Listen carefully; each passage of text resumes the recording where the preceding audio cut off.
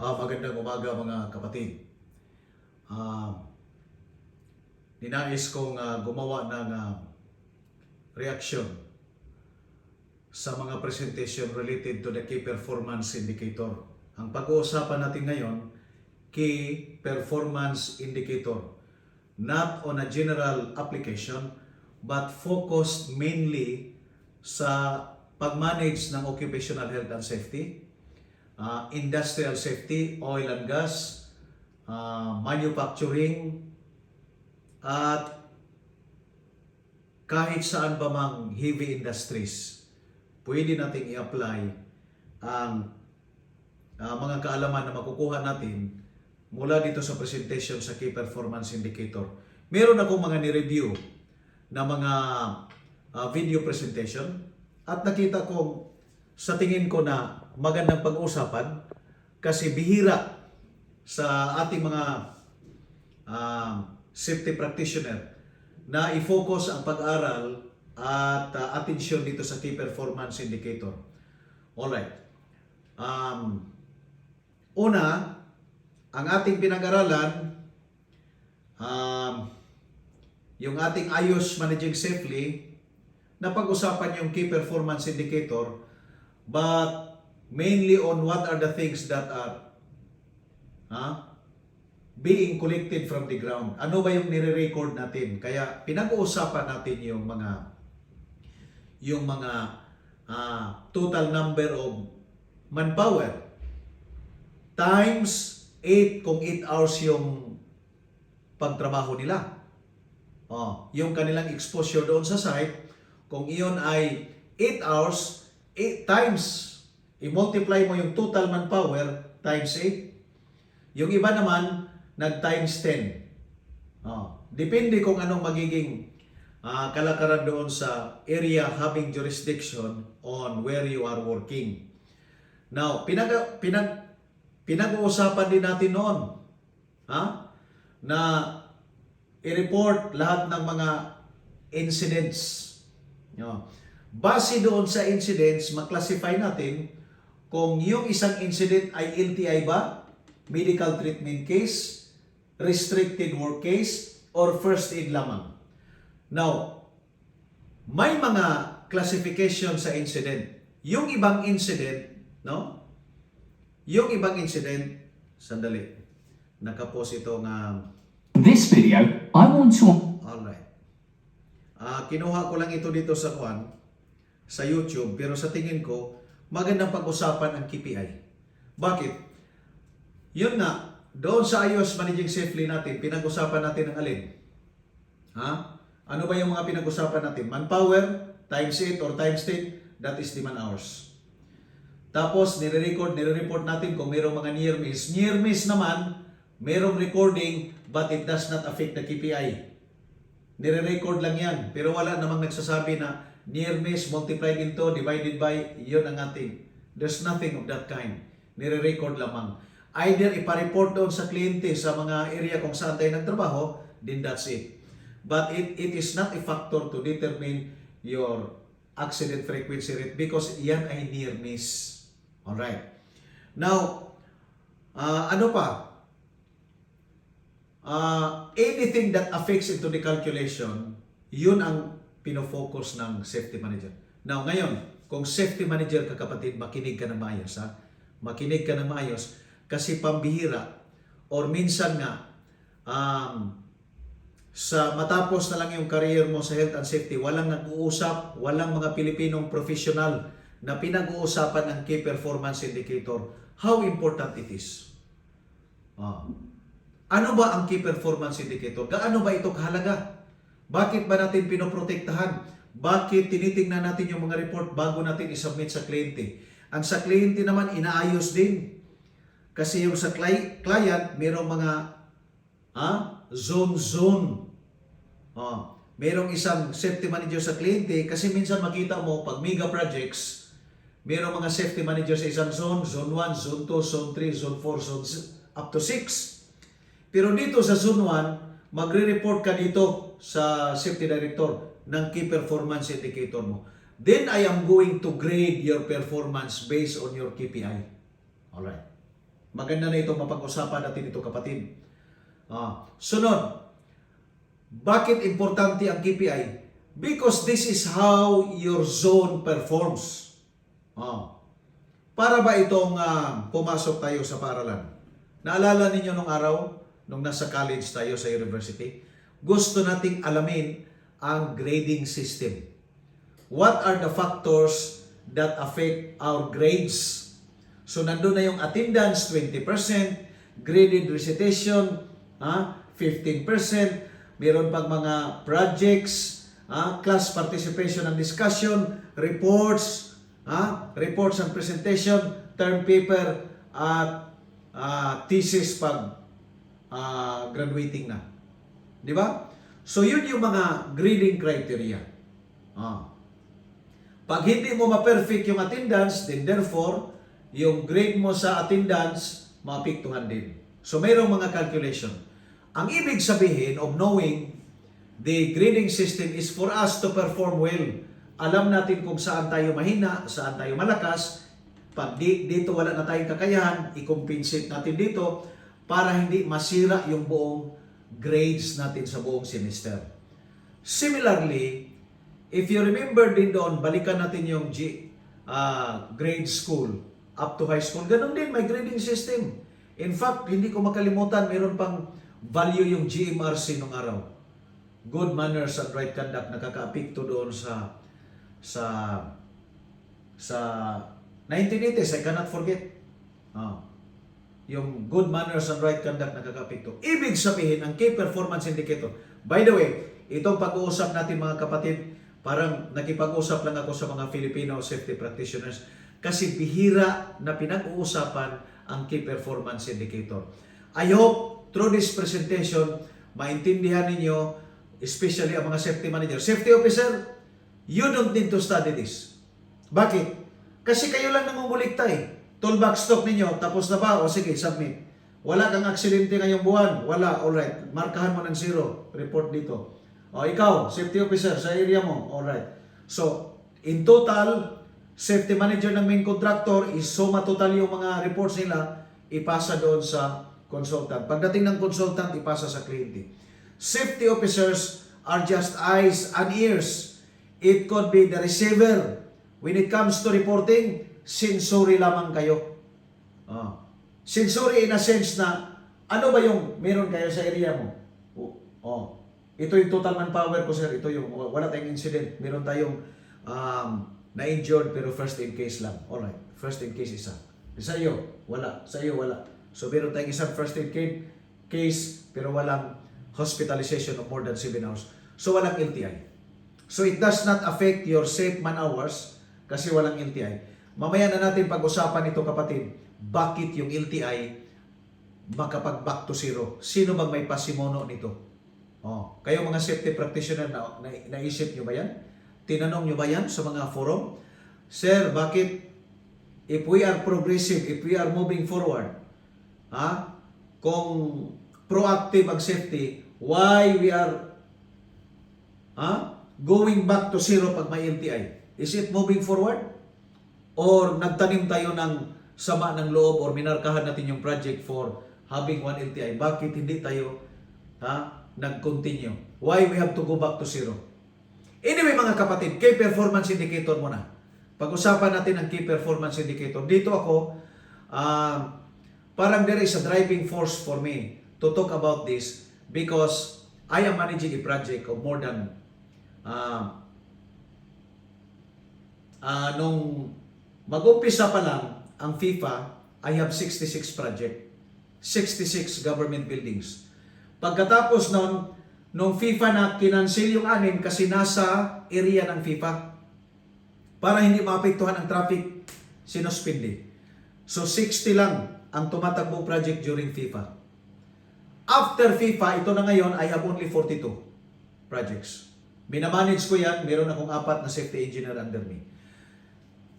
Pero, I am more concerned of the KPI. Bakit? Kasi pag hindi ko maalagaan yung KPI, if I cannot respond to the concern sa top management about our key performance indicator, maaaring matanggal ako, maaaring palitan ako, maaaring ang impression nila mahina ako, hindi ako marunong gumawa ng health and safety management effectively. Ano bang sinasabi sa British indoctrination about good health and safety management? I hope you did not forget. Merong sinasabi that good health and safety management ay dapat merong 4 na C. Tama ba? 4 C's of good health and safety management. Ano ito? Communication, coordination, competence, and control. Pag wala kang control, mahina ang iyong KPI, bumulusok yung mga factors that will affect negatively on your key performance indicator. Tablado yung kinabukasan mo at kinabukasan ng pamilya mo. Bakit? Tatanggalin kay. Alright. So sa awa ng Diyos, by the grace of God, inabot natin yung pang-6 na taong sa gobyerno. Anyway, titingnan muna natin ito kapatid, ang key performance indicator. May magandang presentation dito. Key performance indicators are your most important, quantifiable measures of progress towards your intended outcome. We link KPIs to the achievement of your business, portfolio, program, or project objectives. As a result, KPIs help us to focus our work on delivering the operational or strategic requirements that we have for our business. Peter Drucker's famous quote reminds us that what gets measured gets managed. I-post ko dito mga kapatid. I-post ko dito dahil napaka-importante ang ating pangangalaga sa ating key performance indicator. Kasi nga, pag hindi natin ma-measure ang mga bagay, if we cannot quantify, then how we can control? Para bang may tubig mula sa pipe, gusto mong i-manage yung pressure, yung flow. Alamin mo muna kung ano ang kanyang pressure. Go through the pressure first. Take the pressure. Then from there, you can start to manage the flow. Gumawa ka ng device, lagyan mo ng bulb, then you can control the flow.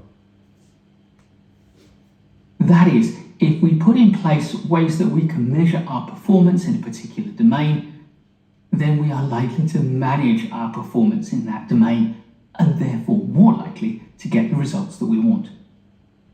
So performance indicators provide us with targets to work towards. As a result, they can also be powerful ways to help us to engage and energize our project teams. They can be statements of what we ultimately want, or they can stand in for the things that we want. They can measure things that we believe are closely related to things that we want to achieve but that are harder to measure. Alright mga kapatid, merong siyang sinabi na napaka-importante that we can drive our team if we can measure things. Alright. Lahat ng project ngayon meron tayong QS, meron tayong mga planning engineer. Kung 3 years yung project na yan, it could be divided into months, into years, then into semi-annual, and it could be divided into monthly. Kaya meron tayong mga target each month. Sa isang buwan, dapat casted ang isang palapag. Dapat pizza 20 pa lang sa kada buwan, inspected na yung mga formworks para sa pangalawang palapag. Kasi pagdating ng 30, at least pouring of concrete na. Otherwise, delay ka. So you cannot manage. Kaya makikita natin minsan, huwag kayong magtataka mga kapatid, kung ang mga consultant ay tinatanggal. Project manager, excavation pa lang tinanggal na. Kasi hindi makapag-mobilize ng mga ekwipo. Tower crane hindi pa na umpisahan.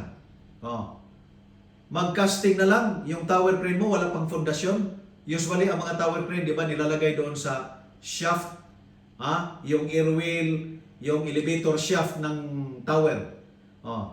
Pag mahina ang procurement process, minsan wala pang tower crane, mag-uumpisa na ng casting doon sa... So these are the things na sometimes Tinatanggal because they cannot come up with the requirement of the project. Similarly, may mga safety manager, tinatanggal. Bakit? From the very beginning, hindi nga makumpleto-kumpleto ang induction. Kakaumpisa pa lang, may mga issues na sa workers' welfare. Yung eating area, napakadumi. Hindi marunong mag-purchase ng mga upuan at table. Yung mga food cabinet, hindi marunong. Nahihirapang mag-mobilize ng mga materialis mula doon sa main store at dadalhin sa bagong project para maiwasan yung mga non-conformity. Hindi pa nag-umpisa yung mga matitinding trabaho sa construction. Ang safety manager, construction manager, tinanggal na. It is because they cannot manage. Kaya napaka-importanting pag-uusapan natin ang key performance indicator. This type of indicator is a proxy indicator. KPIs can also be either leading indicators or lagging indicators. Leading indicators give us a measure. Alright, I want to skip from this discussion of leading and lagging indicator because these are the indicators that are measuring proactively and reactively. Those records of the past are what they call lagging indicator, but those indicators that makes us move forward are what we call leading indicator. I don't have any interest of discussing this because everybody knows about this subject. But we will go into the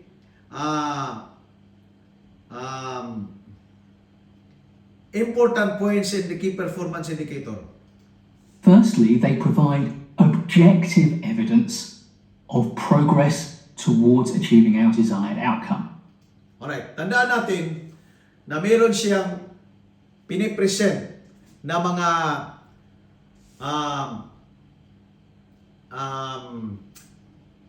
contribution kung bakit titingnan natin, tutukan natin yung key performance indicator.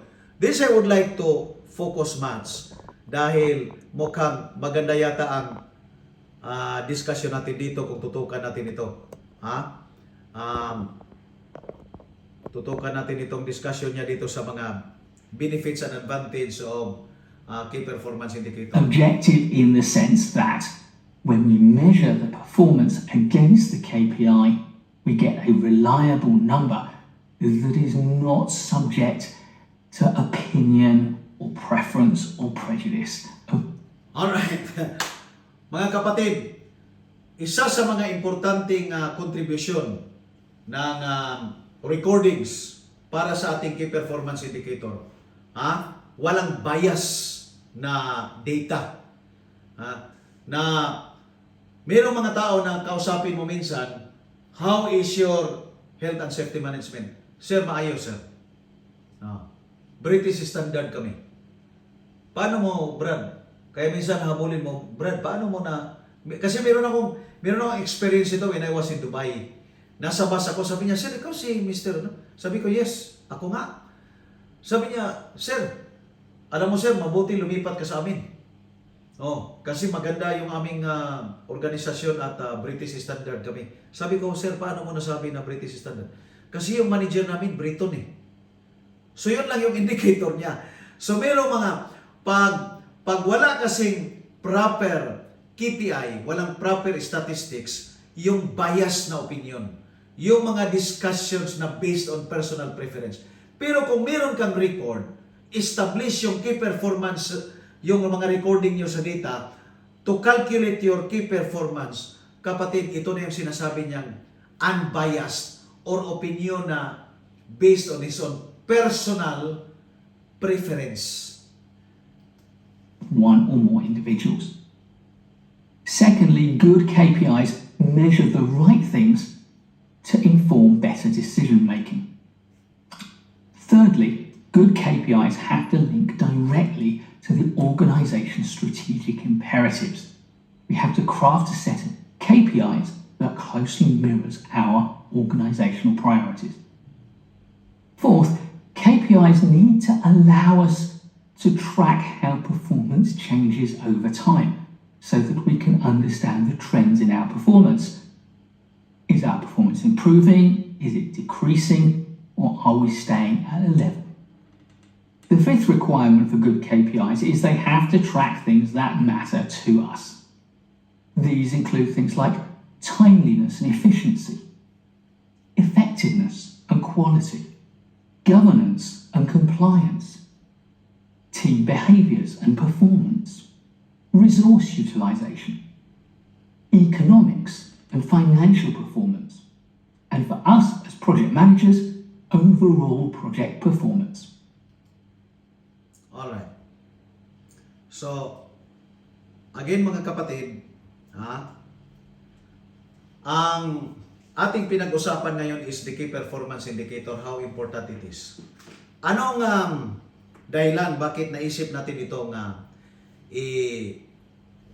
ilagay sa ating isipan, especially sa mga manager?